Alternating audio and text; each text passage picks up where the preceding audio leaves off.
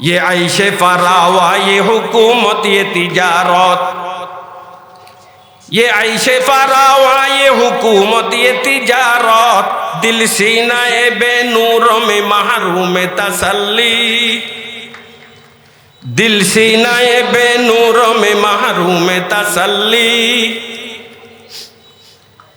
तारीख है अफरंग में शीनों की धुएं से, ये वादी एमन नहीं शायान तजल्ली, ये वादी एमन नहीं शायान तजल्ली।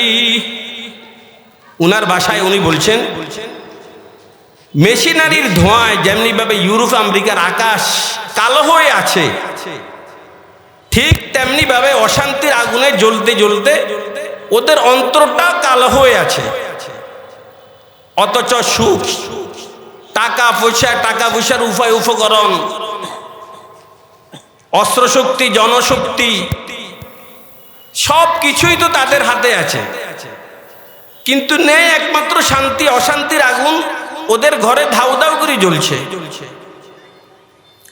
অনেকে মনে করে ব্যবসা বাণিজ্যতে লাভবান হতে পারলে বোধহয় আমি সুখী, আমি শান্তি হয়ে যাব, আমার ভিতরে শান্তি এসে যাবে।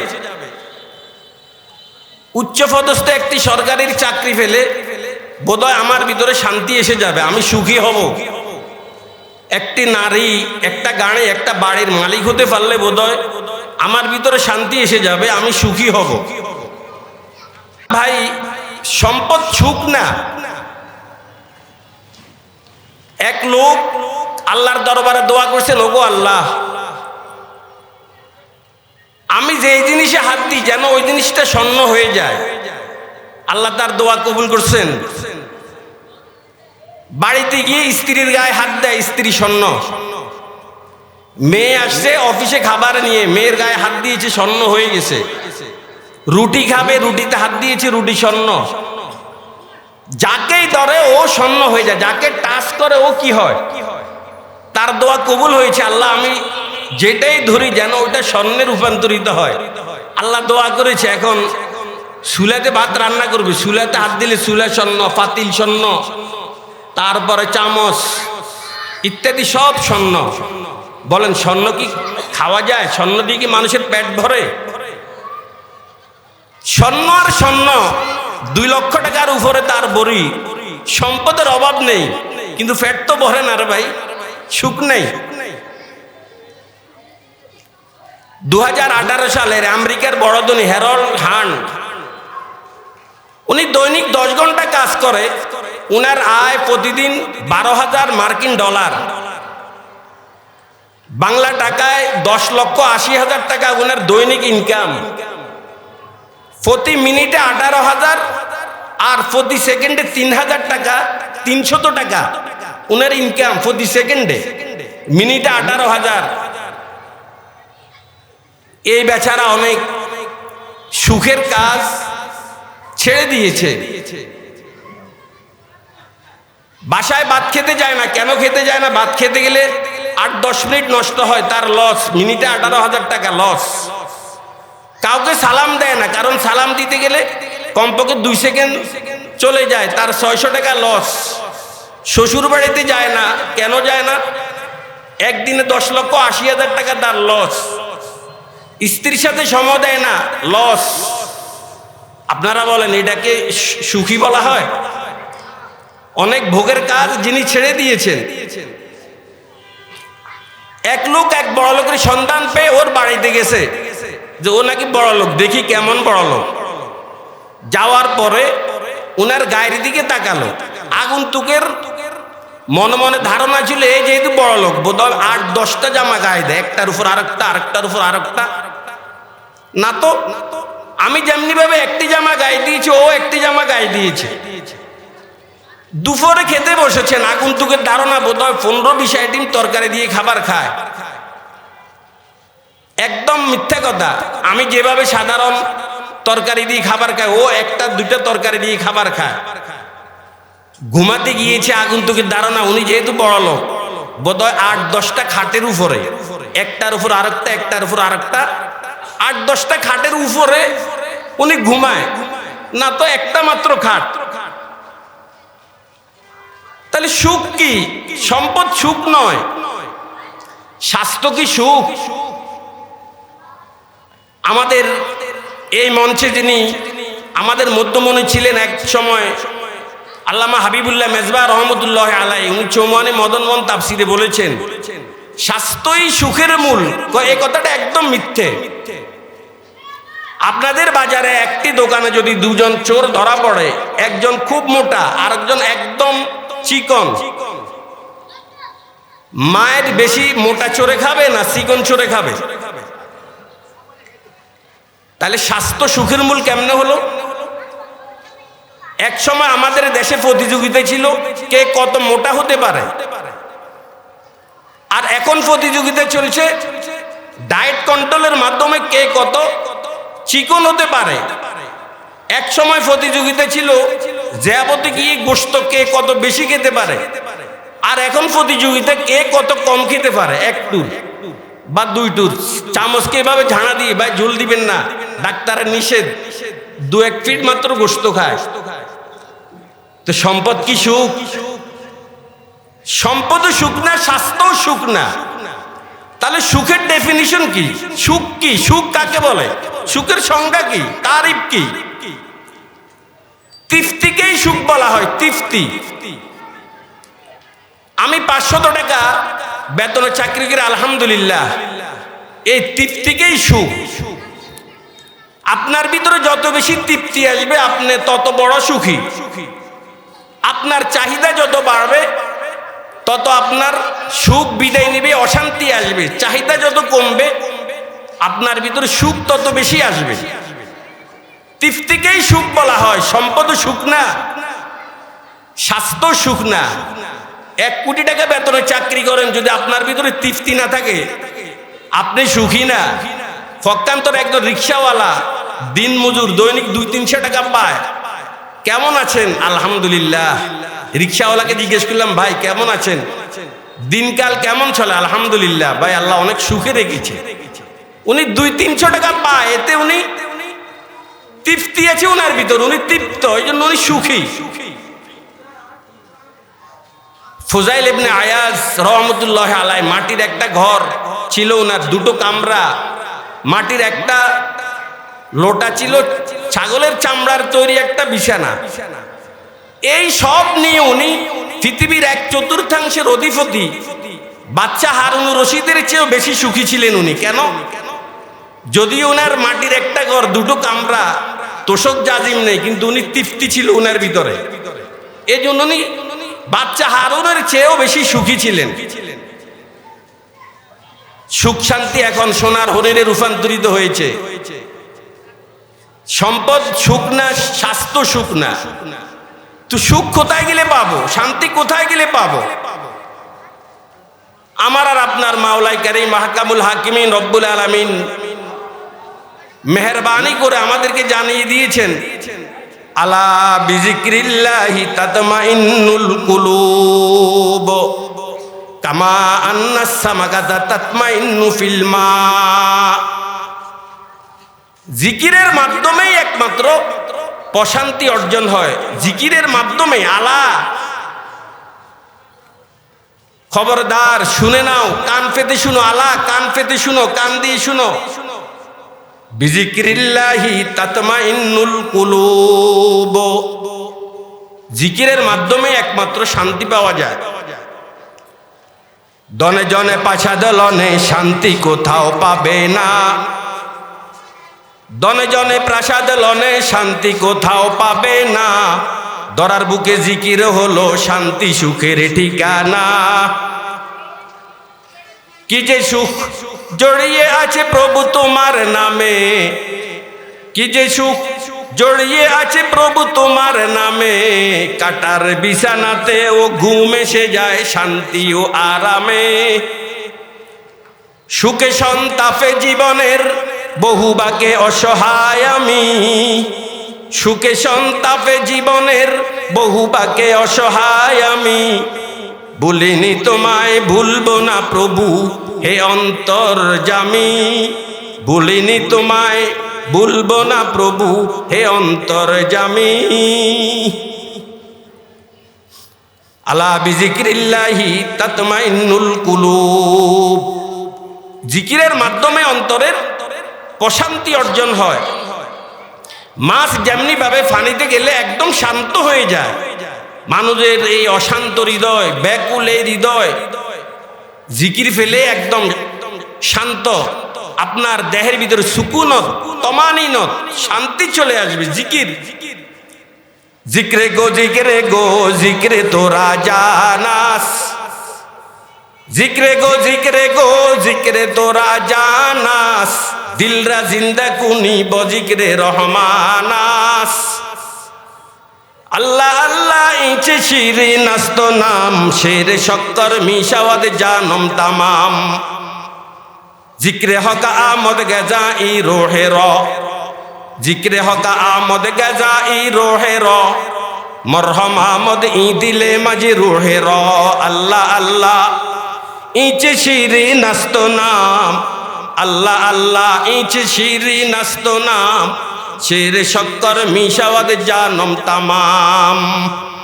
আল্লাহর কাছে দোয়া করুন, ফাতলুব লিসানান বিজিক্রিল্লাহি জারিয়াতান, ফাতলুব লিসানান বিজিক্রিল্লাহি জারিয়াতান, ফায়াতমা ইন্না বিহি কলবু ওয়া আদাউ, ফায়াতমা ইন্না বিহি কলবু ওয়া আজাউ। আল্লাহ এমন একটা জিহ্বা আমাকে দান করুন, যে জিহ্বা সব সময় তোমার জিকিরে তরুতাজা থাকে। জিকিরের মাধ্যমে যেহেতু অন্তরের প্রশান্তি, তাই আল্লাহ রাব্বুল আলামিন সূরা আহজাবের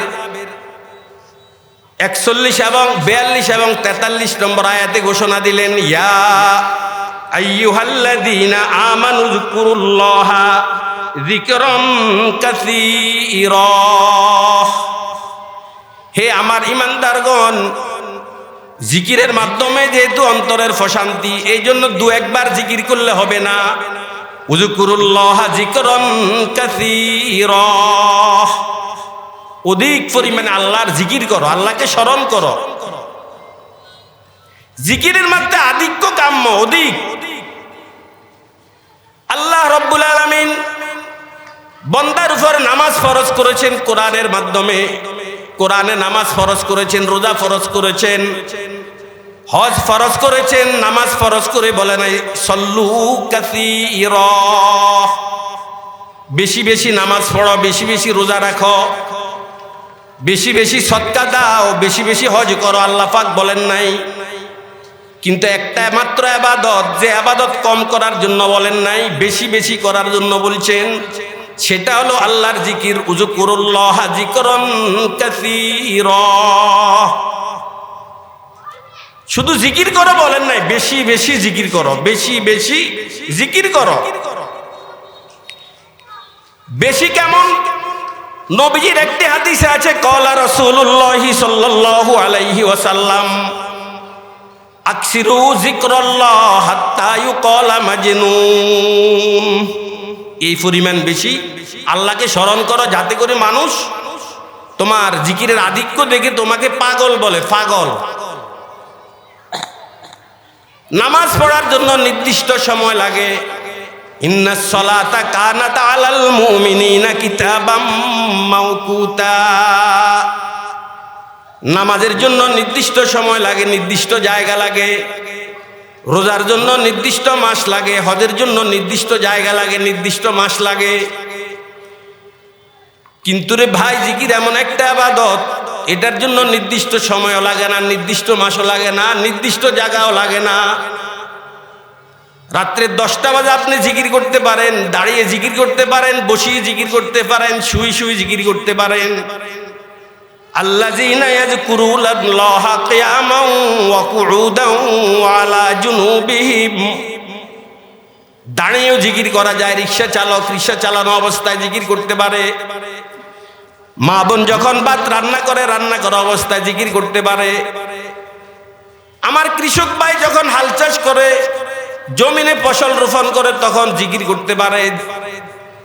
নাফাক অবস্থায় নামাজ পড়তে পারে না, কিন্তু নাফাক অবস্থায় জিকির করতে পারে। যার উপরে গোসল ফরজ, কোরআন পড়তে পারে না, স্পর্শ করতে পারে না, কিন্তু যার উপরে গোসল ফরজ, গোসলের আগেও সে আল্লাহর নামের তাসবিহ জপতে পারে। আল্লাহ রাব্বুল আলামিন মানুষকে হাত দিয়েছেন দুটো, চোখ দিয়েছেন দুটো, কানের ছিদ্র, কান দুইটা, নাকের ছিদ্র দুইটা, পাও দুইটা, প্রত্যেকটা অঙ্গ আল্লাহ দুটো করে দিলেন। হাত কেন একটা? আরে মানুষের জবান কেন একটা দিলেন? তার কারণ হাতের কাজ বেশি, এই জন্য হাত একাধিক, চোখের কাজ বেশি, চোখ একাধিক, কানের কাজ বেশি, পায়ের কাজ বেশি, একাধিক। আর মুখ দিয়েছেন মাত্র একটা, এটার কাজও একটা, সেটা হলো আল্লাহর জিকির। আল্লাহ ফিকহ শাস্ত্রে যেমনি ভাবে 4টি মাযহাব আছে, ঠিক তাসাউফের 4টি তরিকা আছে। 4 তরিকার সকল বুজুর্গ এই ব্যাপারে একমত যে আল্লাহর সাথে আত্মিক সম্পর্ক এবং মহাব্বত কায়েম করার জন্য 3টি বস্তু লাগে। এই 3টি বস্তু যদি আপনার ভিতরে পাওয়া যায়, আপনি আল্লাহর সাথে আত্মিক সম্পর্ক এবং মহাব্বত, ভালোবাসা স্থাপন করতে পারবেন। কাসরাতু যিকরিল্লাহ ওয়া সুহবাতু আহলিল্লাহ আত-তাফাক্কুরু ফি খালকিল্লাহ। 4 তরিকার সকল বুজুর্গ এই ব্যাপারে ঐক্যমত পোষণ করেছেন। আল্লাহর সাথে মহাব্বত কায়েম করার জন্য আপনাকে এই 3টা জিনিস লাগবে। কাসরাতু যিকরিল্লাহ, অধিক পরিমাণে আল্লাহর জিকির, ওয়া সুহবাতু আহলিল্লাহ, এবং আল্লাহওয়ালাদের সংসর্গ, ওয়াত-তাফাক্কুরু ফি খালকিল্লাহ, এবং আল্লাহর সৃষ্টি নিয়ে গবেষণা। তো আল্লাহর সাথে সম্পর্ক স্থাপন করার জন্য আপনাকে জিকির করা লাগবে, অধিক পরিমাণে জিকির। শুধু জিকির নয়, আল্লাহ পাক বলেছেন বেশি বেশি আমার জিকির করো, সর্বাবস্থায় জিকির করো। কারণ এটার জন্য আমি অজু দেই নাই, মসজিদে যেতে হবে তাও দেই নাই, তাহলে তোমার সমস্যা কি? এই জন্য আমাদের বুজুর্গারে দিন আমাদেরকে 12 তাসবিহের আমল দেন, কেউ 6 তাসবিহের আমল দেন, কেউ 3 তাসবিহের আমল দেন। 3 তাসবিহ আর 6 তাসবিহ আসলে কথাটা এক। দৈনিক সকালে 600 বার, বিকালে 600 বার একটা তাসবিহ পড়বেন। আল্লাহ পাকই বলেছেন ওয়াসাব্বিহুহু বুকরাতাও ওয়া আসীলা। আল্লাহ পাক এই আয়াতে নিজেই বলেছেন তোমরা সকাল সন্ধ্যা জিকির করো। সকালে 600 বার, বিকালে ফজরের নামাজের পরে 600 বার, মাগরিবের নামাজের পরে 600 বার। বলেন, ফজরের নামাজের পরে 600 বার, মাগরিবের নামাজের পরে 600 বার। মিল কিভাবে দিবেন? সুবহানাল্লাহ 100 বার, আলহামদুলিল্লাহ 100 বার, আল্লাহু আকবার 100 বার, লা ইলাহা ইল্লাল্লাহ 100 বার, আস্তাগফিরুল্লাহাল্লাযী লা ইলাহা ইল্লা হুয়াল হাইয়ুল কাইয়্যুম ওয়া আতুবু ইলাইহি 100 বার। দুরূদ শরীফ 100 বার যে কোনো দুরূদ পড়তে পারেন। তবে আমার বুখারীর উস্তাদ আল্লামা আহমদ শফী রহমাতুল্লাহি আলাইহি যে দুরূদটা পড়তেন, আল্লাহুম্মা সাল্লি আলা মুহাম্মাদিন ওয়া আলা আলি মুহাম্মাদ বিআদাদি কুল্লি মালুমিন লাক, আল্লাহুম্মা সাল্লি আলা মুহাম্মাদিন ওয়া আলা আলি মুহাম্মাদ বিআদাদি কুল্লি মালুমিন লাক 600 বার। সুবহানাল্লাহ 100 বার, আলহামদুলিল্লাহ 100 বার, আল্লাহু আকবার 100 বার, লা ইলাহা ইল্লাল্লাহ 100 বার, আস্তাগফিরুল্লাহ এতটুকু পড়লেও হবে। আর যদি একটু লম্বা পড়েন, আস্তাগফিরুল্লাহাল্লাযী লা ইলাহা ইল্লা হুয়াল হাইয়ুল কাইয়্যুম ওয়া আতুবু ইলাইহি 100 বার। যে কোনো দুরূদ পারেন পড়তে পারেন। তবে দুরূদ ইব্রাহিম, যেই দুরূদ আমরা নামাজের মধ্যে তাশাহুদের পরে পড়ি, হানফি মাযহাবের ভাষ্যকার মোল্লা আলী কারি রহমতুল্লাহি আলাইহি বলেছেন আফজালুহা মা ওয়ারাদা কিবা তাশাহুদ।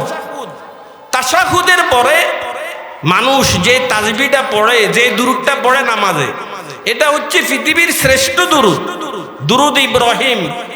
সম্ভব না হলে সাল্লাল্লাহু আলাইহি ওয়াসাল্লাম, সাল্লাল্লাহু আলান নাবিয়্যিল উম্মিয়্যি, যে দুরূদ আপনার জন্য সহজ। সকালে 600 বার, কিভাবে মিলাবেন? সুবহানাল্লাহ কতবার? আমার সাথে কথা বলেন, সুবহানাল্লাহ, আলহামদুলিল্লাহ, আল্লাহু আকবার, লা ইলাহা ইল্লাল্লাহ, আস্তাগফিরুল্লাহ, দুরূদ শরীফ। এ কয়বার হলো? 600 বার। ফজর নামাজের পরে 600 বার, মাগরিবের নামাজ যখন আবার পড়বেন আবার এই 600 বার, মোট 1200। মোট কয়বার হলো? এই 1200 তাসবিহ দৈনিক পড়বেন, 6 তাসবিহ বলা হয়। এই 1200 তাসবিহ যদি পড়েন তাহলে আপনি অধিক পরিমাণে জিকির করেছেন, অধিক পরিমাণে জিকিরকারীদের ভিতরে আপনাকে গণনা করা হবে।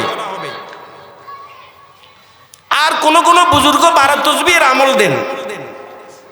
12 তাসবিহ এভাবে মিলাবেন, লা ইলাহা ইল্লাল্লাহ 200 বার, ইল্লাল্লাহ 400 বার, এ হলো 600। আল্লাহু আল্লাহ, আল্লাহু আল্লাহ, এটা 600 বার, এ হলো 1200। শুধু আল্লাহ 100 বার, এ হলো 1300। আবার বলছি, লা ইলাহা ইল্লাল্লাহ 200 বার, শুধু ইল্লাল্লাহ এটা 400 বার, 200 আর 400 600।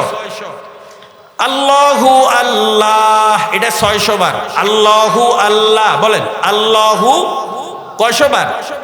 600, এ হলো 1200। আর শুধু আল্লাহ 100 বার, 1300। এই 1300কে সুফিয়ায়ে কেরামের পরিভাষা 12 তাসবিহ বলা হয়। এটা সকাল বিকাল মাত্র একবার পড়বেন। আর 6 তাসবিহ এটা সকালে একবার ফজর নামাজের পরে, আবার মাগরিবের নামাজের পরে।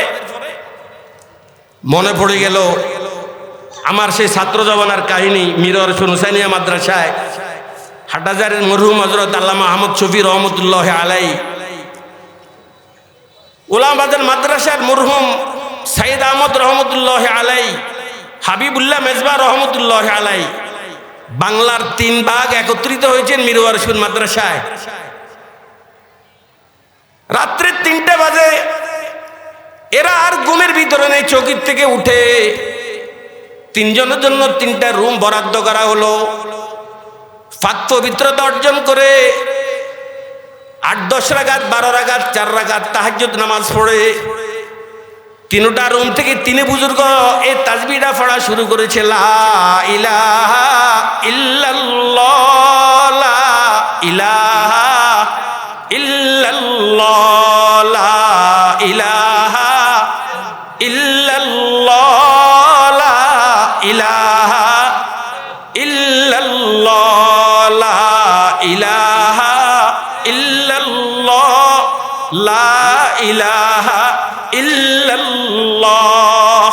नगा उलझी हुई है रंगबू में, किरद खोई हुई है 400 में। न छोड़े दिल फगाने सुबह गाही, न छोड़े दिल फगाने सुबह गाही। हमा शायद मिले अल्लाहू में, हमा शायद मिले अल्लाहू में। 3টা বুজুর্গ শুরু করছে, গুনগুন শব্দে আওয়াজ আসছে, আল্লাহু আল্লাহ বলেন, আল্লাহু আল্লাহ, আল্লাহু আল্লাহ, আল্লাহু আল্লাহ, আল্লাহু আল্লাহ, আল্লাহু আল্লাহ। শবামদ ফরদাদারে এশকে বাজা, শবামদ কারে সাজে এশকে বাজা। জুমলা আলম আজম আদর খাবে সুদ, আশেকে রব্বারে রব্বে তাবে সুদ, আশেকে রব্বারে রব্বে তাবে সুদ। নবদুলার দুলহান যেমনি ভাবে রাতের গভীরতার অপেক্ষা করে, কখন রাত গভীর হবে, সারা পৃথিবীর মানুষ ঘুমিয়ে যাবে, নীরব নিস্তব্ধতা বিরাজ করবে, তখন নববধূ দুলার দুলহান তাদের প্রেমময় আলাপ শুরু করে। ঠিক আল্লাহর কিছু বিশেষ বান্দা আছে, মনে রাখবেন, দুনিয়ার মানুষের একটা বিশেষ দরবার, একটা সাধারণ দরবার। চেয়ারম্যান সাহেবের একটা বিশেষ দরবার আছে, একটা সাধারণ দরবার আছে। বিশেষ দরবারে সাধারণ কোনো মানুষকে ঢুকায় না, সাধারণ দরবারে এলাকার সর্বশ্রেণীর মানুষকে বিদায় দেয়। আর বিশেষ দরবারে বিশেষ ব্যক্তিদের সাথে কথা বলে, কই তুই একটু পরে আস, জামিলা ভাঙক, তুই স্পেশাল ভাবে আসিস। দুনিয়ার মানুষের যেমনি ভাবে দুইটা দরবার আছে, আমার আর আপনার মাওলা আহকামুল হাকিমিন আল্লাহ রব্বুল আলামিনের দুইটা দরবার আছে, একটা সাধারণ দরবার, একটা বিশেষ দরবার। আল্লাহ রব্বুল আলামিনের বিশেষ দরবার বসে রাতের 2/3 যাওয়ার পর, যখন রাত্রের আর মাত্র 1/3 বাকি থাকে, সবা মদ ফরদাদারে এসে কে বাজা, সবা মদ কারে সাজে এসে কে বাজা, জুমলা আলম আদম আদর খাবে সুর, আশেকে রব্বারে রব্বে তাবে সুর, আশেকে রব্বারে রব্বে তাবে সুর। রাত্রের 2/3 যাওয়ার পর যখন মাওলা পাক তার বিশেষ দরবারে বসেন, একদম নিকটতম সামাই দুনিয়া তথা আমাদের নিকটতম আকাশে এসে আহ্বান করতে থাকে, তখন আল্লাহর ওলিরা পাক পবিত্রতা অর্জন করে মহান আল্লাহর সাথে যোগাযোগ স্থাপন শুরু করে। আল্লাহ আল্লাহ আল্লাহ আল্লাহ আল্লাহ আল্লাহ আল্লাহ আল্লাহ, একটু ধাক্কা দিয়ে পড়েন, আল্লাহ আল্লাহ আল্লাহ। नेगा उलझी हुई है रंगबू में, खिरद खोई हुई है 400 में, न छोड़े दिल फगाने सुबह गाही, हमा शायद मिले अल्लाहू में, हमा शायद मिले अल्लाहू में। ও ভাই ডাকতে থাকেন, ডাকতে থাকেন, একদিন আওয়াজ চলে আসবে। কাসিমুল উলুম আল খায়রাত আল্লামা কাসেম নানদবী রহমতুল্লাহ আলাইহি ঘটনা লিখেছেন, এক হিন্দু 40 বছর পর্যন্ত ইয়া সনম ইয়া সনম, সনম মানে মূর্তি, ইয়া সনম বুতকে ডেকেছে। 70 বছর পর হঠাৎ তার মুখ দিয়ে অগত্যা ভুলবশত বেরিয়ে গেল ইয়া সমাদ, সমাদ মানে আল্লাহ। সাথে সাথে আল্লাহর পক্ষ থেকে আওয়াজ এসে গেল, লাব্বাইক ইয়া আবদি আনা হাজির, রে বান্দা 70 বছর পর্যন্ত আমি মাওলা তো তোর এই ডাকের অপেক্ষা করে বসে আছি, আমি তো এই ডাকের অপেক্ষা করে তোর জন্য বসে আছি। আল্লাহ আল্লাহ আল্লাহ আল্লাহ আল্লাহ। দনে জনে প্রাসাদে লনে শান্তি কোথাও পাবে না, দরার বুকে জিগির হলো শান্তি সুখের ঠিকানা। কি যে সুখ জড়িয়ে আছে প্রভু তোমার নামে, কাটার বিছানাতে ও ঘুম এসে যায় শান্তি ও আরামে। সুখে সন্তাপে জীবনের বহু বাকে অসহায় আমি, ভুলিনি তোমায় ভুলবো না প্রভু হে অন্তর্যামী। লা ইলাহা ইল্লাল্লাহ, লা ইলাহা ইল্লাল্লাহ, লা হা ইল্লাল্লাহ, লা ইলাহা। न खाने में मजा है, न सोने में, न फनने में, मजा जू कुछ आता है आखिर रात रोने में, मजा जू कुछ आता है आखिर रात रोने में। ভাই একবার কেঁদে দেখেন, সারা পৃথিবী যখন নীরব নিস্তব্ধ হয়, আমার মাওলাকে ডাকতে কত স্বাদ, কত মজা। अत्तार हो रूमी हो, अत्तार हो रूमी हो, राजी हो गजाली, कुछ हाथ नहीं आता बजुज आहे सहरगाही, कुछ हाथ नहीं आता बजुज आहे सहरगाही। जुनायদ বাগদাদি বলেন, ফরিদউদ্দিন আত্তার বলেন, বাইজিদ বুস্তামি বলেন, আর আল্লামা রুমি বলেন, কুছ হাতে নেহি আতা বজুজ আহে সাহারগাহি। শেষ রাতের কান্না ছাড়া কেহই আল্লাহর ওলি হতে, এটা আল্লাহ পাকের বিশেষ দরবার। আল্লাহ অপেক্ষায় থাকে যে আয়, কার কি প্রয়োজন আমার কাছে চা, আমি নিয়ে এসেছি, চা আমার কাছে। এই জন্য 3 বুজুর্গকে দেখলাম, তারা চলে গেছে, এখন এই সমস্ত মঞ্চে তারা যখন বসতো কি রৌনক বের হতো, মানুষ কানতে কানতে যেত, কি রৌনক ছিল তাদের মজলিসে। এখন হয়তো আপনারা অনেকেই দেখেছেন, স্মরণ করতেছেন যে মেজবা সাহেব রহমতুল্লাহ আলাই কি যে একটা সাই ছিল। মুস্তফা আল হুসাইনি রহমতুল্লাহ আলাই ভাঙা ভাঙা কলটা বলতেন, তো ওয়াজ থেকে এলেম ঝরতো এলেম, কি সাই যে আমরা হারিয়ে ফেলেছি কিছুটা আন্দাজা করেছেন? তো 6 তাসবিহ সকালে 600 বার, বিকালে 600 বার, আর 12 তাসবিহ মাত্র একবার যে কোনো সময় পড়তে পারেন। তবে শেষ রাত যেহেতু নীরব নিস্তব্ধ থাকে, এই 12 তাসবিহটা শেষ রাত্রে একটু পড়বেন। ইয়া আইয়ুহাল্লাযীনা আমানু যকুরুল্লাহা যিকরান কাসীরা।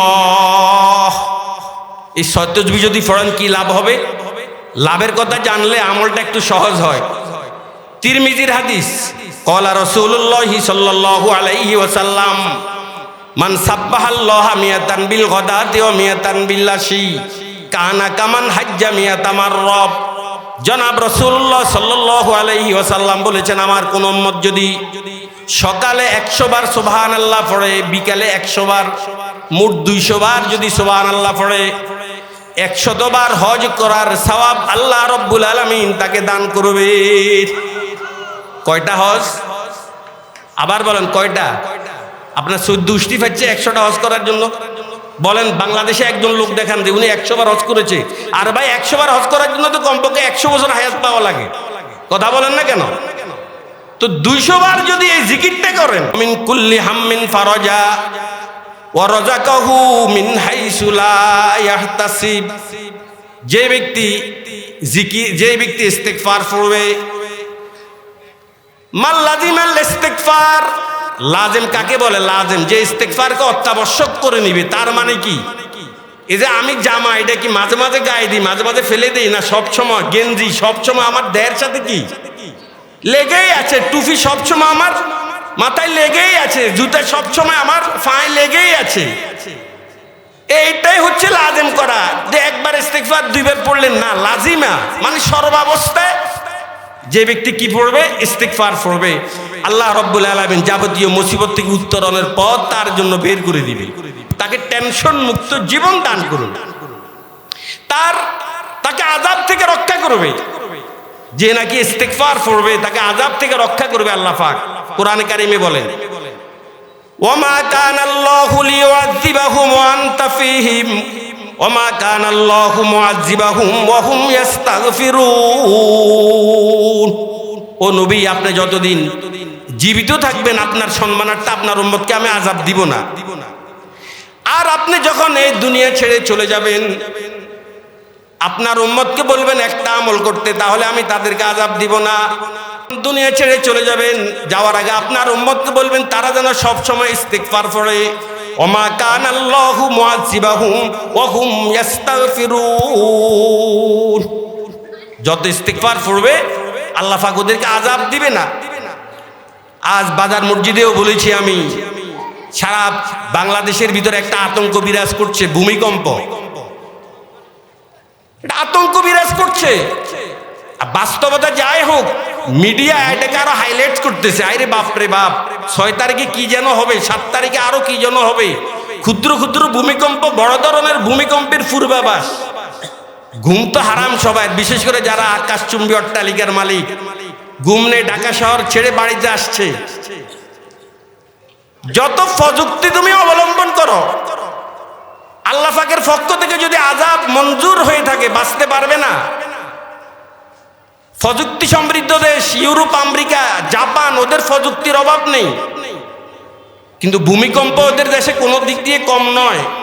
তুরস্কের ভূমিকম্প সকলেরই জানা। আল্লাহ, এটা একটা আযাব। এই আযাব থেকে যদি বাঁচতে চান 8টি আমল করবেন। ভূমিকম্প, এই আযাব থেকে বাঁচতে 8টা আমল যদি করতে পারেন, আপনার কোনো ক্ষতি হবে না। ভূমিকম্প আপনাকে কিছুই করতে পারবে না। 1 নাম্বার, যখন ভূমিকম্প অনুভূত হবে সাথে সাথে নামাজে দাঁড়িয়ে যাবেন। ওয়াস্তাইনু বিস-সাবরি ওয়াস-সালাহ। আল্লাহর ঘোষণা, ও আমার বান্দারা, নামাজ এবং ধৈর্যের মাধ্যমে তোমরা সাহায্য প্রার্থনা করো। কানান নাবিয়্যু সাল্লাল্লাহু আলাইহি ওয়াসাল্লাম ইযা হাজাবাহু আমরুন সাল্লাহ। কোন আকস্মিক বিপদ দেখলে নবী সাথে সাথে নামাজে দাঁড়িয়ে যেতেন। আমাদের মাঝে সাহাবায়ে কেরামের মাঝে ব্যবধান একটাই, বিপদে পড়লে আমরা ডাক্তার নিয়ে দৌড়াদৌড়ি, কিন্তু নবীজির প্রথম কাজ ছিল নামাজ। নামাজের মাধ্যমে সাহায্য চাও, নামাজ শেষ করো, আগে আল্লাহর সাথে কন্ট্রাক্ট করো। তুমি বাড়ি থেকে ফোন এসেছে, তোমার স্ত্রী ওয়াইফ সিরিয়াস, আগে আল্লাহর সাথে কন্ট্যাক্ট করো, 2 রাকাত নামাজ পড়ো, আল্লাহকে আগে ম্যানেজ করো, তারপরে তাদাওয়াও। নবীজি বলেছেন চিকিৎসা গ্রহণ করো, এটা সুন্নত, এটা আসবে পরে, নেক্সট টাইমে, আগে কি নামাজ।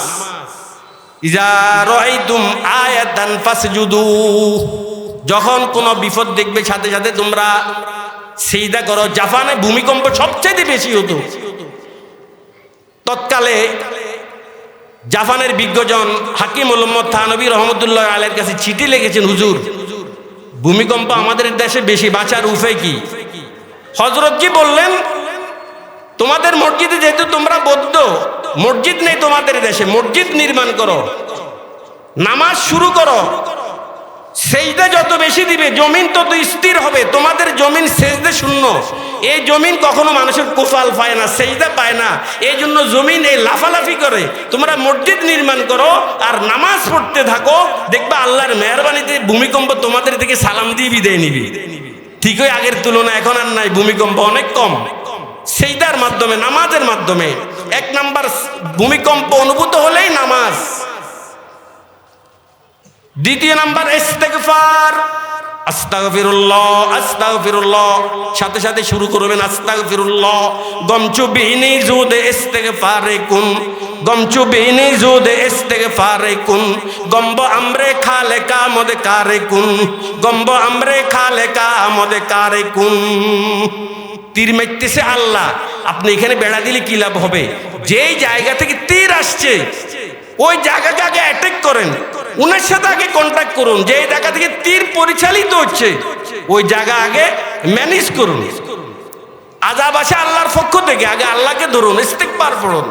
গমচু বিনি জুদ ইস্তিগফারে কুন, গম্ব আমরে খালে কামদে কারে কুন। আল্লাহর হুকুম ছাড়া গাছের একটা পাতাও নড়ে না। ভূমিকম্প এটা বুশের ওয়ার্ডারে আসে নাকি আল্লাহর ওয়ার্ডারে আসে?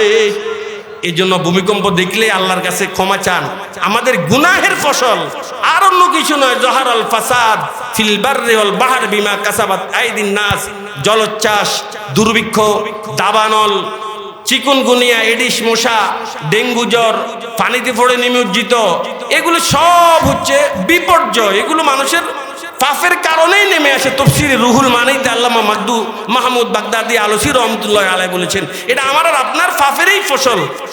ভূমিকম্প অনুভূত হলে 1 নাম্বার কাজ হবে নামাজ, 2 নম্বর কাজ হবে ইস্তেগফার, 3 নম্বর আমাদেরকে তাকওয়ার জীবন অবলম্বন করতে হবে। আল্লাহ পাক বলেন, ওমাইয়াত্তাকিল্লাহা ইয়াজআল লাহু মাখরাজা, যে তাকওয়া অবলম্বন করবে আল্লাহ রব্বুল আলামিন মুক্তির পথ তার জন্য বের করবে। 4 নাম্বার কাজ হবে সদকা।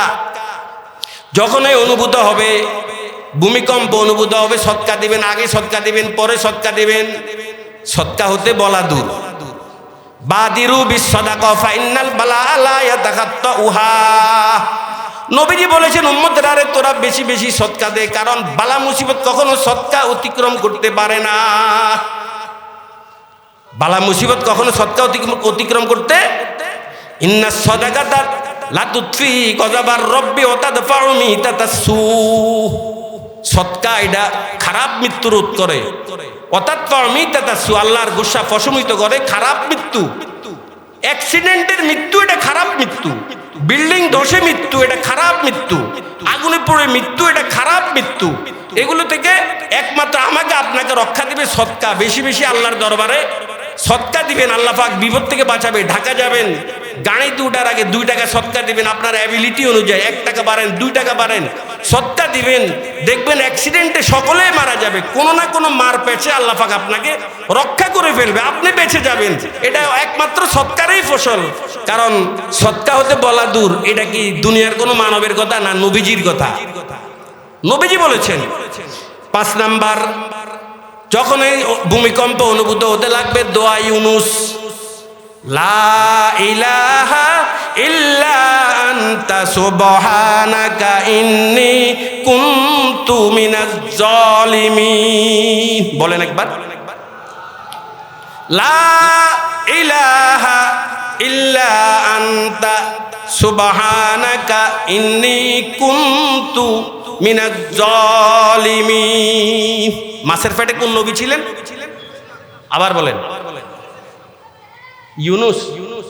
ইউনুস আলাইহিস সালাম, ইউনুস আলাইহিস সালাম তো না? তিনি কিভাবে মুক্তি পেলেন? এই দোয়াটার মাধ্যমেই তো।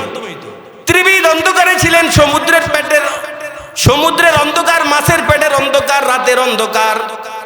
ত্রিবিধ অন্ধকারে থেকে আল্লাহর দরবারে দোয়া করলেন, ওগো আল্লাহ, 40 দিন মাছের পেটে ছিল, লা ইলাহা ইল্লা আনতা সুবহানাকা ইন্নী কুনতু মিনাজ জালিমিন। এই দোয়ার পরিবর্তে আল্লাহ রাব্বুল আলামিন উনাকে কঠিন সংকট থেকে মুক্তি দিলেন। এই জন্য সবসময় এলাকার মা বোনদেরকে বলবেন, যখন এই ভূমিকম্প হবে হাই হুতাশ না করে, কারণ আপনি কিছুই করতে পারবেন না, পালিয়ে কোথায় যাবেন। এমনও ঘটনা আছে, দোতলা থেকে লাফ দিয়েছে, মৃত্যুবরণ করেছে, যারা ঘরে ছিল ওরা বেঁচেই ছিল। তো বাঁচতে পারবেন না। আল্লাহ রাজা বিন্না বাদশা রব্বিকাল শাদীদ, আল্লাহ রাজা বহুত বড় কঠিন। আল্লাহ যদি ধরতে চায়, আপনি যত প্রক্রিয়া অবলম্বন করবেন বাঁচতে পারবেন? পারবেন না। দোয়া ইউনুস বেশি বেশি পড়বো আমরা। 6 নাম্বার, আমরা দুরুদের আমল করব সাল্লাল্লাহু আলাইহি ওয়াসাল্লাম। হারকে বাসত আমেলে সল্লু মুদাম, হারকে বাসত আমেলে সল্লু মুদাম, আতশে দুজক শাওয়াদ বড় ওয়াই হারাম। হারকে সাজত বিরদে যা সল্লে আলা, হাজতে দারাইনে উ গরদদ জেরা। সব কিছুর সমাধান এই দুরুদের ভিতরে। দুরুদ পড়ুন।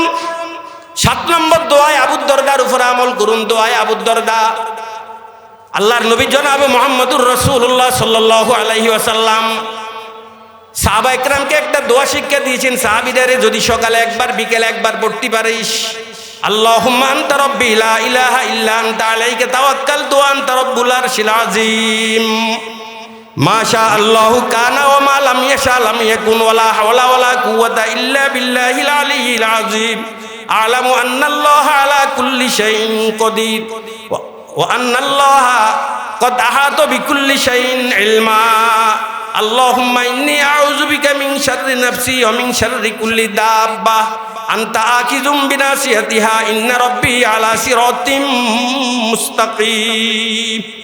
একটু লম্বা দোয়া আবু দরদা। বাবারা আর ভাইয়ারা, যুবক ভাইরা, আপনাদের এখনো স্মৃতিশক্তি ভালো, স্মরণ শক্তি ভালো, শিখুন।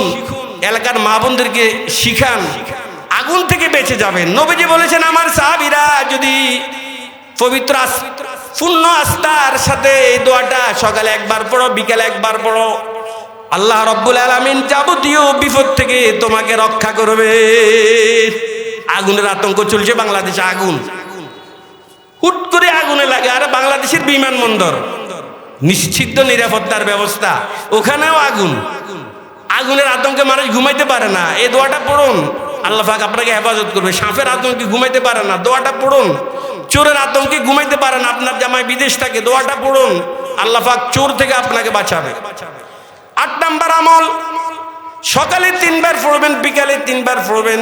বিসমিল্লাহিল্লাযী লা ইয়াজুররু, পড়েন আমার সাথে, বিসমিল্লাহিল্লাযী লা ইয়াজুররু মা'আসমিহি শাইউন ফিল আরদি ওয়ালা ফিস সামাই ওয়া হুয়াস সামিউল আলীম। বলেন বলেন, বিসমিল্লাহিল্লাযী লা ইয়াজুররু মা'আসমিহি শাইউন ফিল আরদি ওয়ালা ফিস সামা ওয়া হুয়াস সামিউল আলীম। যুবক ভাইরা, পারো? কেন পারো না? এটা শিখতে হবে না? ফজর নামাজের পরে 3 বার, মাগরিবের পরে 3 বার, কি লাভ হবে? নবী করিম সাল্লাল্লাহু আলাইহি ওয়াসাল্লাম বলেছেন, উসমান রাদিয়াল্লাহু তাআলা আনহু ছেলে হযরত আবান, এই হাদিসটা উসমান থেকে বর্ণনা করেছেন। নবীজি বলেছেন, আমার কোন উম্মত যদি সকালে 3 বার বিকেলে 3 বার পড়ে, ফাজাআহ বলেছেন, লাম ইউসিবহু ফাজাআহ, আকস্মিক কোন বিপদ তাকে গ্রাস করতে পারবে না। ভূমিকম্প এটা আকস্মিক একটা মুসিবত, পানিতে নিমজ্জিত হয়ে মৃত্যুবরণ করা এটা আকস্মিক আকস্মিক মুসিবত, আগুন লেগে পুড়ে যাওয়া, এগুলো সব আকস্মিক মুসিবত। আকস্মিক মুসিবত থেকে আল্লাহ পাক আপনাকে কি করবেন? হেফাজত করবেন। সকালে 3 বার পড়বো, বিকেলে 3 বার পড়বো, আর সব তো আল্লাহ পাকে বলে দিয়েছেন। আপনি কোন মুসিবতে কিভাবে বাঁচবেন, আল্লাহ মানুষ সৃষ্টি করে মানুষের মুক্তি চলার একটা ব্যবস্থাও তো আল্লাহ পাক নবীজির মাধ্যমে আমাদেরকে জানিয়ে দিয়েছেন। আমল করুন না ভাই, অনেক কিছুই তো জানলেন, আমল শুরু করেন।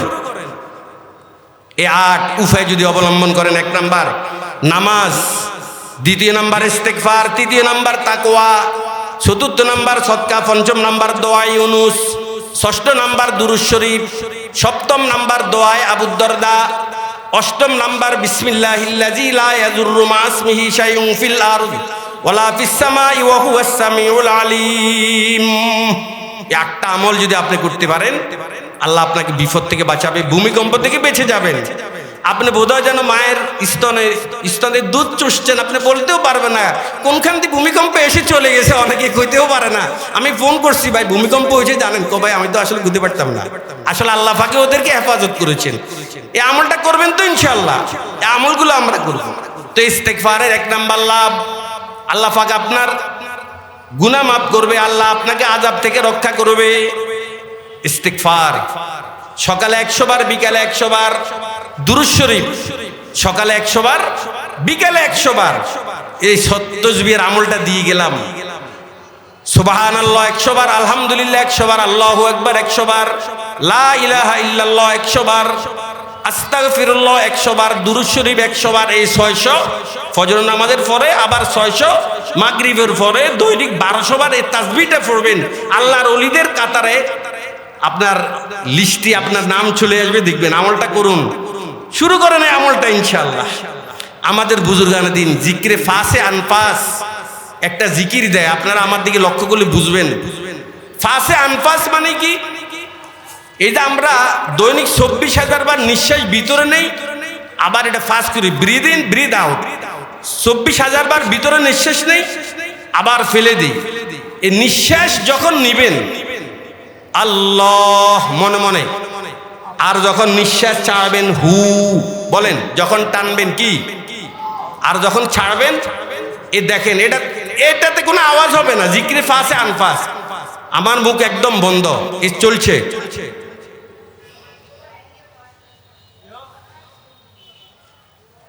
যখন নিঃশ্বাস নেবেন আল্লাহ, যখন ছাড়বেন হু, আওয়াজ হবে না। কিন্তু মাস 2 মাস এটার উপর আমল করেন, দেখবেন আপনি ঘুমাবেন জিকির চলছে, আপনি বাথরুমে যাবেন জিকির চলছে, আপনি খানা খাবেন জিকিরে ফাস আনফাস জিকির চলছে। এই জন্য আল্লাহর ওলিদের একটা সেকেন্ড জিকির থেকে খালি যায় না। কেন যায় না? এরা জিকিরে ফাসে আনফাস করে, যদিও কথা বলে, কিন্তু ওই যে নিঃশ্বাস নিচ্ছে আল্লাহ, যখন ফাস করছে হু বলেন আল্লাহ, হু বলেন আল্লাহ, মুখ একদম বন্ধ। একবার করুন তো, নিঃশ্বাস টানেন, নিতে আল্লাহ বলেন, আর সাইডটা হু বলেন। আওয়াজ হবে না, কিন্তু টেনেন তো, আওয়াজ হবে না, মুখ বন্ধ। এই জিকির ফাসে আনফাস অভ্যাস যদি করতে পারেন, দৈনিক 24,000 বার জিকির করার সওয়াব আল্লাহ পাক আপনার আমলনামায় লিখে দিবেন। জিকির ফাসে আনফাস। আল্লাহ মেখল মাদ্রাসার নাম শুনেছেন, মুফতি ফয়জুল্লাহ রহমতুল্লাহ আলাইহি মেখল মাদ্রাসার প্রতিষ্ঠাতা। উনি কি করতেন? মৃত্যুর আগে ওসিয়ত করেছেন যেন উনাকে খুব দ্রুত দাফন করা হয়। কথাবার্তা খুব কম বলতেন মুফতি ফয়জুল্লাহ রহমতুল্লাহ আলাইহি। আল্লাহ, উনি মৃত্যুর 6 মাস আগ থেকে অসুস্থ। আমার ওস্তাদজি দেলাওয়ার সাহেব বলেছেন বেহুশ হয়ে গেছে 6 মাস আগ থেকে, কথাবার্তা বন্ধ। তৎকালে চট্টগ্রামের সবচেয়ে বড় ডাক্তার নুরুল ইসলাম, আপনারা চৌমনি বাজারের হযরত মাওলানা নুরুল হুদা সাহেব রহমতুল্লাহ আলাইহির নাম শুনেছেন। উনার ভাই ডাক্তার নুরুল ইসলাম, আমি গত কয়েকদিন আগে উনার কবর জিয়ারত করে এসেছি। ডাক্তার নুরুল ইসলাম চট্টগ্রামের বিভাগীয় প্রধান। উনারা ডাক্তাররা টিম বসেছে যে উনি 6 মাস থেকে কথা বলতে পারে না, বেহুশ। দেখি কি সমস্যা উনার। স্টেথোস্কোপ, ওই যে ডাক্তাররা কানে লাগিয়ে পরীক্ষা করে, স্টেথোস্কোপ উনার বুকে লাগিয়েছেন, তারপরে শিরা বিভিন্ন জায়গায় পরীক্ষা করেছেন, কি যেন শোনা যায়। ডাক্তার আবার নড়ে চড়ে বসলেন, ডাক্তার নুরুল ইসলাম আবার জায়গা পরিবর্তন করে আবার হাঁটুতে লাগালেন, পায়ে লাগালেন, গেটিতে লাগালেন, যেখানে লাগায় প্রত্যেকটা অঙ্গ থেকে কি আওয়াজ আসে উনি যদি বলে কয় আপনারা বিশ্বাস করবেন না, কয়েকজনের কানে দিয়েছে কয় শুনুন, উনার প্রত্যেকটা অঙ্গ থেকে আওয়াজ আসতেছে আল্লাহ আল্লাহ আল্লাহ আল্লাহ আল্লাহ আল্লাহ আল্লাহ আল্লাহ আল্লাহ। উনি কিন্তু বেহুশ, উনার প্রত্যেকটা অঙ্গ থেকে জিকির বের হচ্ছে। কাফেরে ইশক কম মুসলমানি মোরা দরকার নিস, কাফেরে ইশক কম মুসলমানি মোরা দরকার নিস, হর রোগে মান তারে গাস্তা হাজতে জুন্নারনিস, না খোদা দর কাস্তিয়ে মা গরনা বাসদ গোমুবাস, না খোদা দর কাস্তিয়ে মা গরনা বাসদ গোমুবাস, মা খোদা দারে মে মারা না খোদা দর কারনিস, মা খোদা দারে মে মারা না খোদা দর কারনিস। উনি বলে আমির কুসু রহমতুল্লাহ আলাই বলেন, আমার আশ্চর্য লাগে, মুখ আল্লাহর সৃষ্টি, হাত আল্লাহর সৃষ্টি, মানুষ মুখ দিয়ে কেন শুধু আল্লাহকে ডাকে, হাত দিয়ে কেন আল্লাহকে ডাকে না, পাও দিয়ে কেন আল্লাহকে ডাকে না? এটা আমার কাছে খুব আশ্চর্যবোধ মনে হয়। যদি জিক্রে ফাঁসে আনফাসের উপর আপনি অভ্যস্ত হতে পারেন, 2 মাস যদি আপনি কষ্ট করেন, দেখবেন আপনি ঘুমাবেন, আপনার মুখ বন্ধ হয়ে যাবে, অটোমেটিক আপনার প্রত্যেকটা অঙ্গ থেকে আল্লাহর স্মরণ, আল্লাহর জিকির বের হবে। বাংলাদেশের এক নক্ষত্র, নোয়াখালীর কৃতি সন্তান হাফিজ হুজুর রহমতুল্লাহ আলাই, নাম শুনেছেন? কারা কারা শুনেছেন হাফিজ হুজুরের নাম? আল্লাহ আকবার, হাত নামান। হাফিজ হুজুর রহমতুল্লাহ আলাই, এটা আমাদের গৌরব, নোয়াখালীর গৌরব। মুশতাকুন নবী সাহেব আসতেছে, সারা বাংলাদেশে প্রোগ্রাম করে। নোয়াখালীর কৃতি সন্তান আল্লামা খুরশিদ আলম কাসেমি, নোয়াখালীর কৃতি সন্তান হাবিবুল্লাহ মেজবা। রংপুরে আমি ওয়াজ করার জন্য গিয়েছি, রংপুর, কুড়িগ্রাম, সিলমারি ওয়াজ করার জন্য গিয়েছি। ওদের থেকে খবর নিলাম, ভাই নোয়াখালীর কোনো বক্তা আসে? নোয়াখালীর একজন আলেম হাবিবুল্লাহ মেজবা এখানে 5 দিন তফসির করে। আমরা 5 দিন এই জমিনির থেকেও যাই না, আমরা পুরো দিন ব্যাপী এখানে বসে থাকি। নোয়াখালীর কৃতি সন্তান হাফিজ হুজুর রহমতুল্লাহ আলাই। ময়মনসিংহের একজন আলেম আল্লামা আতহার আলী রহমতুল্লাহ আলাই, নাম শুনেছেন? উনি কয় আমি সব আমল দিয়ে হাফিজ হুজুরের সাথে টক্কর ধরতে পারবো, কিন্তু 3টা আমল, এই 3টা আমলের ক্ষেত্রে হাফিজ হুজুরের সাথে কোনো টক্কর ধরতে পারবো না, মানে উনার সাথে আমি কুলিয়ে উঠতে পারবো না। 1 নাম্বার কাসরতে জিকির, বলেন 1 নাম্বার কি? কাসরতে জিকির। 2 নাম্বার কাসরতে তেলাওয়াত। 3 নাম্বার কাসরতে সলাত। 3টা জিনিস, 3টা আমলের ব্যাপারে আমি হাফিজ হুজুরের সাথে টক্কর দিতে পারবো না। 1 নাম্বার কাসরতে জিকির, অধিক পরিমাণে জিকির। হাফিজি কেন বলে? যখনই দেখতেন উনি ঠোঁট নড়তেছে, কারণ উনি বলে হুজুর ঠোঁট সবসময় নড়ে কেন? আল্লাহ পাক তো সূরা আহজাবে আয়াত বলেছেন, ইয়া আইয়ুহাল্লাযীনা আমানু যিকুরুল্লাহা যিকরান কাসীরা। কোনো আমল বেশি আল্লাহ পাক বলেন নাই, নামাজ বেশি পড়ো বলেন নাই, কিন্তু জিকিরের ব্যাপারে বলেছেন জিকির কি করো, কথা বলেন। জিকির সব সময়, কাসরাতু যিকরিল্লাহ, জিকির দিয়ে আমি উনার সাথে টাক্কা দিতে পারবো না। কাসরতে সলাত, সব সময় নামাজ পড়তেন। যখন নির্বাচন করেছেন আমার ওস্তাদজি ঢাকার মুফতি দেলাওয়াত দামাত বরকাতুহুম থেকে আমি শুনেছি 41টি ফতোসভা করেছেন। উনি যখন এমপি প্রার্থী হয়েছিলেন নির্বাচনের সময় 41টি ফতোসভা করার পরে তাহাজ্জুদের সময় আবার তাহাজ্জুদে দাঁড়িয়ে গিয়েছেন। ফতোসভা বুঝেন কত কষ্টের জিনিস, 41টি করেও তাহাজ্জুদের সময় কিন্তু মাওলাকে কি কাসরতে জিকির, কাসরতে সালাহ। 3 নম্বর কাসরতে তেলাওয়াত, অধিক পরিমাণে হাফিজ হুজুর রহমতুল্লাহ আলাইহি তেলাওয়াত করতেন। দৈনিক 9 পারা পড়তেন। কয় পারা? কোন 9 পারা? মাগরিবের পরে আউয়াবিন, আউয়াবিনের 3 পারা। শেষ রাত তাহাজ্জুদের নামাজে 3 পারা, আর দিনে হেঁটে হেঁটে 3 পারা। তবে উনি মুখস্থ পড়তেন না, উনি কোরআন সবসময় দেখে দেখে পড়তেন। হাফেজ ছেলেদেরকে বলতেন তোমরা দেখে দেখে পড়ো, কারণ দেখে দেখে পড়লে ইয়াদ ফাঁকা হয় এবং সওয়াব বেশি হয়।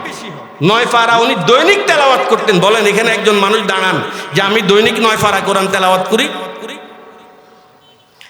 পাকিস্তানের ইন্ডিয়ার আবরারুল হক সাহেব রহমতুল্লাহ আলাইহি এবং উনার বেহাই মাওলানা ইফহামুল্লাহ রহমতুল্লাহ আলাইহি হাফিজ হুজুরের আমন্ত্রণে বাংলাদেশে এসেছেন। ওরা বেরিয়ে আবার ইন্ডিয়াতে গিয়ে সফরের কারগুজারি, বাংলাদেশটাকে কেমন পেল কারগুজারি লিখেছেন তারা, যে কিতাবাদিতে আমাদের আকাবেরদের নাম শুনেছি, জীবনী পড়েছি, আকাবেরকে দেখি নেই, তবে আমাদের হাফিজ হুজুর আমাদের ওই পুরা আকাবেরের মতোই, আমাদের আকাবের প্রত্যেকটা আকাবের হাফিজ হুজুরের মতোই ছিল। আমাদের গৌরব, অধিক পরিমাণে জিকির করতেন। ইয়া আইয়ুহাল্লাযীনা আমানু যকুরুল্লাহা যিকরান কাসীরা। জিকিরের মধ্যে আধিক্য কাম্য, জিকির কম করবেন না বেশি করবেন। কথা বলেন, জিকির কম হবে না বেশি হবে? কেমন বেশি? হাত্তা ইউকালা মাজনুন, যেন দূর থেকে আপনাকে মানুষ পাগল বলে, যে একটা পাগল দেখা যায়। এভাবে সর্বাবস্থায় উঠতে বসতে ঘুমাইতে যখনই যেখানে যাবেন সুযোগ পেলেই একবার পড়ে নেবেন লা ইলাহা ইল্লাল্লাহ। অধিক পরিমাণে আল্লাহর কি লাভ হবে? লাইসা ইয়াতাহাসসারু আহলুল জান্নাহ ইল্লা আলা সাআতিন মাররাত বিহিম লাম ইয়াযকুরুল্লাহ তাআলা। জান্নাতীরা জান্নাতে যাওয়ার পর আর কোনো আক্ষেপ থাকবে না, শুধু ওই দুনিয়ার ওই সময়টার জন্য আক্ষেপ করবে যে সময় তারা জিকিরবিহীন কাটিয়েছে। ও যুবক আপনাকে বলছি, ও যুবক আপনাকে বলছি, আপনি ইবাদতের জন্য সময় খুঁজে পান না। জানেননি আপনার একটা সেকেন্ডের, একটা মিনিটের কত ভ্যালু? একটা সেকেন্ডের কত ভ্যালু আপনি জানেন? আপনি টাচ মোবাইল টিপার জন্য আপনি জিকিরের সময় পান না, নামাজের সময় পান না। আপনি জানেন আপনার একটা সেকেন্ডের কত ভ্যালু? মুসলমান ভাইরা রে আমার, নবী করিম সাল্লাল্লাহু আলাইহি ওয়াসাল্লাম হাদিসে ইরশাদ করেছেন, মান ক্বালা সুবহানাল্লাহিল আযীম ওয়া বিহামদি গুরিসাত লাহু নাখলাতুন ফিল জান্নাহ। আমার কোন উম্মত যদি একবার পড়ে সুবহানাল্লাহিল আযীম ওয়া বিহামদি, বলেন আমার সাথে বলেন সুবহানাল্লাহিল আযীম ওয়া বিহামদি, আবার বলেন সুবহানাল্লাহিল আযীম ওয়া বিহামদি, বলেন বলেন আবার বলেন সুবহানাল্লাহিল আযীম ওয়া বিহামদি গুরিসাত লাহু নাখলাতুন ফিল জান্নাহ। জান্নাতে একটি ফল বৃক্ষ আপনার জন্য প্রস্তুত হয়ে যাবে। সুবহানাল্লাহিল আযীম ওয়া বিহামদি পড়তে কয় সেকেন্ড সময় লাগে? 2 সেকেন্ড। আন্দাজা করেছেন আপনার একটা সেকেন্ডের কি ভ্যালু? আল্লাহু আকবার। একটা সেকেন্ড যদি ব্যয় করেন, 2টা সেকেন্ড যদি ব্যয় করেন, আপনি জান্নাতে একটা গাছ উৎপাদন করতে পারেন। হযরত আবু হুরায়রা রাদিয়াল্লাহু তাআলা একবার বৃক্ষের চারা রোপণ করছিলেন। আল্লাহর নবী যাওয়ার সময় বললেন, আবু হুরায়রা মাল্লাযী তাগরিস, কি রোপণ করছো? আবু হুরায়রা বললেন, গেরাসান লি, হুজুর আমার একটা বৃক্ষের চারা রোপণ করছি। নবীজি বললেন, আওয়ালা দুল্লুকা আলা গেরাসিন খায়রিম মিন। আবু হুরায়রা রে, ইচ্ছে আরো উত্তম রোপণের কথা তোমাকে বলবো কিনা? বালা ইয়া রাসূলুল্লাহ। নবী বলেন, কুল সুবহানাল্লাহ ওয়ালহামদুলিল্লাহ ওয়ালা ইলাহা ইল্লাল্লাহু আল্লাহু আকবার তুগরাসু লাহু বিকুল্লি ওয়াহিদাতিন শাজারাতুন ফিল জান্নাহ।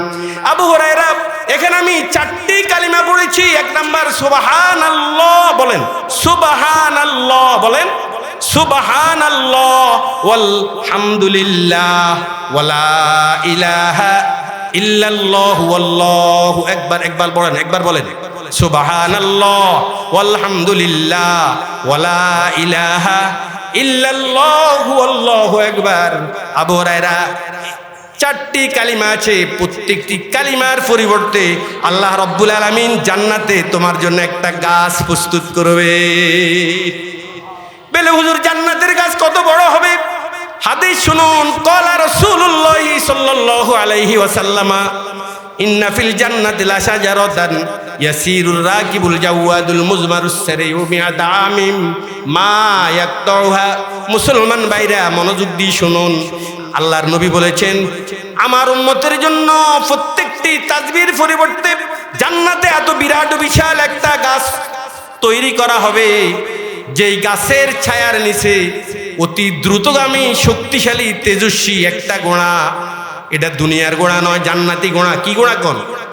দ্রুতগামী তেজস্বী শক্তিশালী একটা ঘোড়া যদি 100 বছরও তার ছায়ার নিচে দৌড়াতে থাকে, খোদার কসম করি বলছি ওই গাছের ছায়া শেষ করতে পারবে না।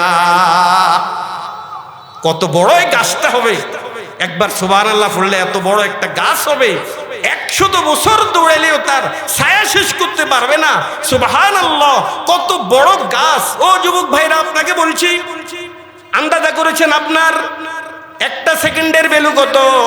এই সুবহানাল্লাহ আলহামদুলিল্লাহ ওয়ালা ইলাহা ইল্লাল্লাহ আল্লাহু আকবার 4টা সেকেন্ডও সময় ব্যয় হয় না। যুবক, 4টা সেকেন্ড ব্যয় করে যদি এই কালিমাটা পড়তে পারো, গাছ কয়টা হবে? আবার বলেন কয়টা? যদি 100 বার পড়েন তাহলে 400টা গাছ। কয়টা গাছ কর? বেলে হুজুর এত বড় গাছ জান্নাতে ধরবি কিনা? ভাইরা রে, জান্নাতের মাটি বড় উর্বর। সুবহানাল্লাহ। জান্নাতের মাটি কি? জান্নাতের মাটি উর্বর। আমরা গাছের চারা রোপণ করি, উর্বরতা না থাকার কারণে গাছ মৃত্যুবরণ করে, গাছ সম্প্রসারিত হয় না, ফল বৃক্ষ ফল ধরে না।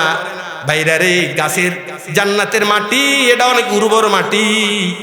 একবার পড়লে এত বড় একটা গাছ হবে। যদি দৈনিক 100 বার পড়েন 400টা গাছ, আবার যদি পড়েন এভাবে 400টা গাছ। হযরত আবু হুরায়রা রাদিয়াল্লাহু তাআলা কত ভাগ্যবান সাহাবী, উনি এই তাসবিহটা দৈনিক 12,000 বার পড়তেন। তো 12,000 বার পড়লে 48,000টা গাছ উনি দৈনিক জান্নাতে কি করতেন? ও যুবক ভাই, আপনার একটা সেকেন্ডের ভ্যালু কত যুবক রে? যখন এই সকালে ঘুম থেকে উঠবে, মনকে প্রশ্ন করবে, এই মন আজকে দুরূদ পড়ছিলে কিনা? সাথে সাথে একবার দুরূদ পড়ুন, 2 বার পড়ুন, 10 বার পড়ুন, 100 বার পড়ুন, নিয়মিত আমল করুন। যুবক রে, সকালে যখন ঘুম থেকে উঠবা প্রশ্ন করবে, ও যুবক, জান্নাতে কি একটা ঘর তোমার তৈরি করতে মনে চায় না? বিভিন্ন মন্ত্রী মিনিস্টার সেকেন্ড হোম করে দুর্নীতির টাকা দিয়ে ইউরোপ আমেরিকাতে। দুর্নীতির টাকার সেকেন্ড হোমের প্রয়োজন নাই। আমরা ইবাদত দিয়ে সেকেন্ড হোম করব, তবে এটা কোনো ইউরোপ আমেরিকাতে নয়, এটা হবে আল্লাহর জান্নাতীদের, আল্লাহর মেহমানদের জায়গা জান্নাতে। কোথায়? ও যুবক, দৈনিক জান্নাতে একটা ঘর নির্মাণ করবেন। বলে কিভাবে হুজুর? আল্লাহর নবী বলেছেন, মান ক্বালা কুল হুয়াল্লাহু আহাদ 10 মাররাত বুনিয়া লাহু বিহা কসরুন ফিল জান্নাহ। আমার কোন উম্মত যদি দৈনিক, আমার কোন উম্মত যদি 10 বার সূরা ইখলাস পড়ে, কতবার? আবার বলেন কতবার? সূরা ইখলাস আপনারা পারেন তো? ইন্না আতাইনা কি? আবার বলেন কি? কুল হুয়াল্লাহু আহাদ আল্লাহুস সামাদ লাম ইয়ালিদ ওয়া লাম ইউলাদ ওয়া লাম ইয়াকুল লাহু কুফুয়ান আহাদ। যদি 10 বার এই সূরা ইখলাস পড়তে পারেন, সাদিকুল মাসদুক জনাব মুহাম্মদুর রাসূলুল্লাহ সাল্লাল্লাহু আলাইহি ওয়াসাল্লাম বলেছেন, আপনার জন্য জান্নাতে একটা ঘর তৈরি হয়ে যাবে। যুবক, জান্নাতে ঘর উঠানো কত সহজ! এরে যুবক, কত সহজ! জীবনটা শেষ করে দিচ্ছিস। দৈনিক জান্নাতে ঘর নির্মাণ করবেন। আর আল্লাহর নবী একদিন সাহাবায়ে কেরামকে প্রশ্ন করলেন, আয়াজিদু আহাদুকুম আইয়াকরা ফি লাইলাতিন সুলুসুল কোরআন। সাহাবীরা, কে আছে তোমাদের মধ্যে এমন রাত 10 পারা কোরআন পড়ে ঘুমাতে? সাহাবায়ে কেরাম বললেন, হুজুর এটা তো অনেক কষ্টের জিনিস। আল্লাহর নবী বললেন, কুল হুয়াল্লাহু আহাদ ইয়াদিলু সুলুসাল কোরআন। ও সাহাবী, এটা কঠিন নয়। আমার কোন উম্মত যদি রাতের বেলা একবার সূরা ইখলাস সহি শুদ্ধভাবে পড়ে, 10 পারা কোরআন তেলাওয়াতের সওয়াব রব্বুল আলামিন তার আমলনামায় লিখে দিয়ে, ডাকাতি করেছেন, চুরি করেছেন, মাস্তানি করেছেন, আর মৃত্যুর আগে ইমামকে ডেকে কালিমা পড়ান, আপনার সব মাফ হয়ে গেছে। জান্নাতে এত সহজ! আল্লাহ শেষ একটা কথা বলে বজলুল মজহুদ খলিল আহমদ সাহারানপুরী রহমতুল্লাহ আলাই আবু দাউদ শরীফের ব্যাখ্যা গ্রন্থ বাবু শাফা এই অধ্যায় 13 নম্বর খণ্ডে তিনি একটা কথা লিখেছেন যে 10 জন 10 শ্রেণীর লোক ওদেরকে দাফন করার পরে মাটিয়ে ওদের দেহ খাবে না। 10 শ্রেণীর লোক ওদেরকে কবর দেওয়ার পরে মাটি ওদের দেহ কি? 1 নাম্বার আল মুজাহিদ। মুজাহিদ যখন মৃত্যুবরণ করবে কবরস্থ করা হবে, মাটি তার দেহ খাবে না। দ্বিতীয় নাম্বার হলো যারা শত্রুর মোকাবেলায় সদা প্রস্তুত সৈনিক, তাকেও মৃত্যুর পরে তার দেহ মাটি দেখাবে না। 3 নাম্বার as-সিদ্দিক। 4 নাম্বার সিদ্দিককেও যখন কবরস্থ করা হবে তার দেহ মাটি খাবে না। 4 নাম্বার আল উলামা উল আমিলুন, যে সমস্ত ওলামায়ে কেরাম আমলের সাথে জিন্দেগি কাটিয়ে যে ওই সমস্ত ওলামায়ে কেরামের দেহ মাটি খাবে না। 5 নাম্বার হামিলুল কোরআন, কোরআনের ধারক বাহক, ওদেরকে কবরস্থ করলেও কবরের মাটি ওদের দেহ খাবে না। 6 নাম্বার ওয়াল আমিলুবি, কোরআন অনুযায়ী যারা আমল করেছে ওদের দেহ মাটি খাবে না। 7 নাম্বার আল মাতুন, মহামারীতে যারা মৃত্যুবরণ করেছে তাদের দেওয়া মাটিতে খাবে না। 8 নাম্বার আল মুকসিরু মিন জিক্রিল্লাহ, অধিক পরিমাণে যারা আল্লাহর জিকির করে ওদেরকে কবরস্থ করার পরে কবরে ওদের মাটি খাবে না। গত কয়েক বছর আগে আমার দেশ পত্রিকায় কুড়িগ্রামের গুগু মুন্সির ঘটনা উঠেছে। গুগু মুন্সি কি মুন্সিকর, 17 বছর পরে উনার কবর খনন করা হয়েছে।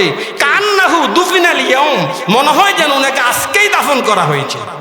ইমাম আহমদ ইবনে হাম্বল রহমতুল্লাহ আলাই, হানফি মাযহাবের ভাষ্যকার, মেশকাতের ব্যাখ্যাগ্রন্থ আল মেরকাতে লেখা হয়েছে যে ইমাম আহমদ ইবনে হাম্বল কবরকে মৃত্যুর